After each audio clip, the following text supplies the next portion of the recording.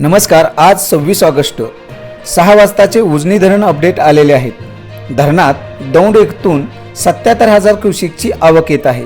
तसेच धरणातून भीमा नदी पात्रामध्ये 71,000 क्युसेकचा विसर्ग सुरू आहे। तसेच वीर धरणामधून 71,000 क्युसेकचा विसर्ग नीरा नदीमध्ये आहे। सध्या उजनी धरण हे 103% भरलेले आहे। एकूण पाणीसाठा म्हणाल तर 118.38 TMC एवढा पाणीसाठा उजनी धरणामध्ये आहे। उजनी धरणातील विसर्ग व वीर धरणातील विसर्ग यामुळे पंढरपुरामध्ये पूरस्थिती निर्माण झालेली आहे। पंढरपूर येथील दगडी पूल व वाळवंटातील काही मंदिरे ही पाण्याखाली बुडालेली आहेत। असेच अपडेट पाहण्यासाठी चॅनलला जरूर सबस्क्राईब करा। धन्यवाद।